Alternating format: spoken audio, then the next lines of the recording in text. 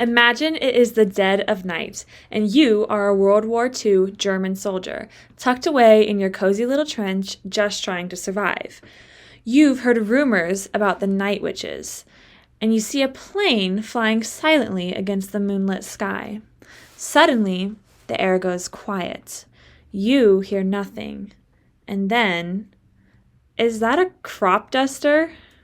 Out of nowhere, bombs start falling around you, and you realize, uh-oh, it's happening again. Welcome to the world of the Soviet Union's very own squadron of skybound terror, the Night Witches. No, it's not a Marvel superhero team-up, but it should be. Okay, let's break it down. The Night Witches were a group of Soviet female pilots who flew bombing missions at night during World War II. They were part of the 588th Night Bomber Regiment. On June 22, 1941, German forces invaded the Soviet Union. Stalin had not prepared his nation for war because he believed the Germans wouldn't dare attack the Soviet Union. In response to the German invasion, Stalin appealed to his people's sense of nationalism, calling them to defend the motherland.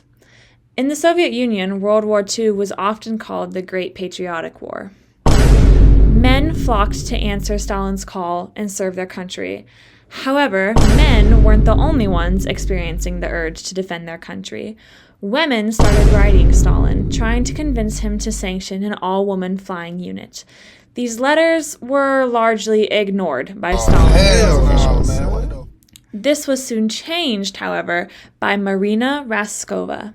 Raskova, commonly called the Soviet Union's Amelia Earhart, was the first woman to qualify as a professional air navigator in the Soviet Air Force in 1933. When World War II broke out and the Germans attacked the Soviet Union, Raskova wrote to Stalin multiple times, requesting that women be allowed to fight.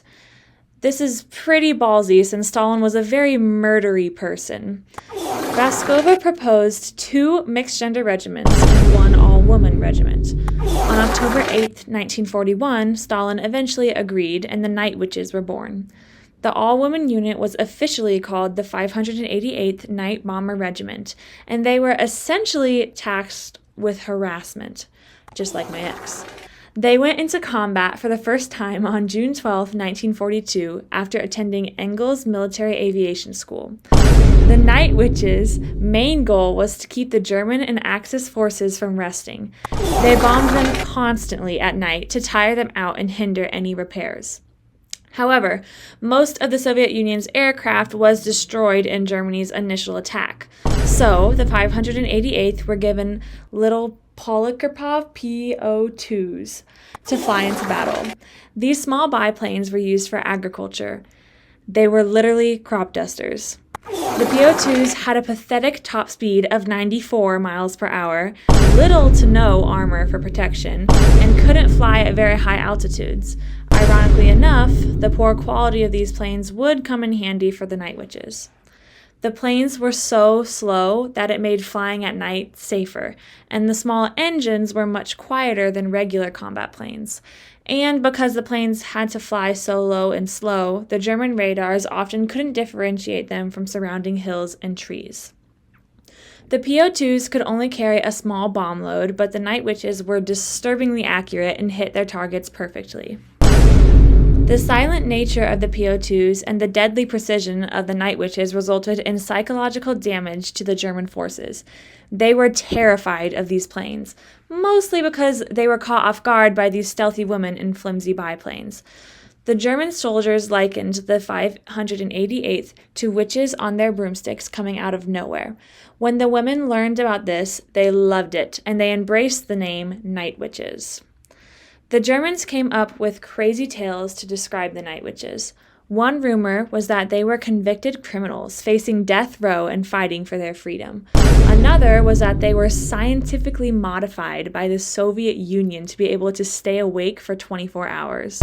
Personally, I think the Germans came up with all these crazy tales because they couldn't admit that they were getting their butts kicked by a bunch of women. Now, these women weren't exactly flying luxury jets. They were flying aircraft made of wood, fabric, and a little bit of hope. The planes lacked armor, and they set on fire with just one bullet. The women did not carry parachutes because the planes flew so low that parachutes were useless. They had little to no technology in the planes either, so they had to rely on intellect and quick thinking. But they did it, and they did it well. While everyone else was flying these fancy high-tech bombers, the night witches were flying what was basically an overgrown kite with bombs strapped to it. But they had guts, and that's what made them legends. Their missions were daring, flying multiple runs a night, bombing enemy supply lines, and wreaking havoc on the Nazis. And they didn't just stop after one bombing run. No, they'd come back and do it again. They bombed in 3-minute increments. These pilots were highly skilled, fearless, and had zero chill. They'd often drop bombs, then return to base to get more, and do it again and again. By the time the Germans figured out what was happening, they were too scared to even sleep. Eventually, though, the Germans got smart. They would use searchlights to expose the night witches' planes, and then German fighter planes would target the PO-2s. The inferior PO-2s struggled to evade the German planes, and the night witches experienced several losses.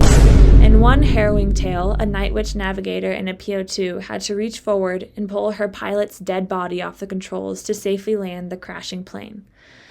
The night witches quickly adjusted to this new tactic, though. They would send the most experienced pilots first to act as decoys, distracting the searchlights and evading the German pilots, while the inexperienced pilots would drop the bombs. In total, only 32 of 261 night witches died. This is an impressive number when we consider the sheer number of missions and miles the night witches flew. Also, some of these deaths were due to a tuberculosis outbreak rather than combat. One of these 32 deaths was, unfortunately, the Night Witch founder, Marina Raskova. Raskova was flying with one of the mixed-gender bombing groups when her plane crashed, killing her. Raskova was given the first state funeral of the war, and she is commemorated with a U.S. ship that has her name.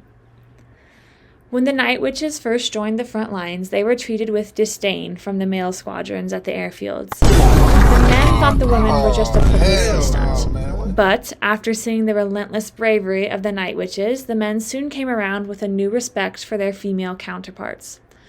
The night witches weren't just tough, they were historically significant. They bombed over 23,000 targets, and in the process helped tilt the scales in the Soviets' favor of the front. Some of these women received the Hero of the Soviet Union Award. And if that doesn't sound impressive, then you've probably never been awarded a medal by an entire country for not dying while flying a paper airplane with bombs on it. The Night Witches had become one of the most highly decorated units in the Soviet Air Force. The Night Witches flew their final mission on May 4th, 1945. 3 days later, Germany surrendered. The regiment was disbanded, and the women were released to their civilian lives.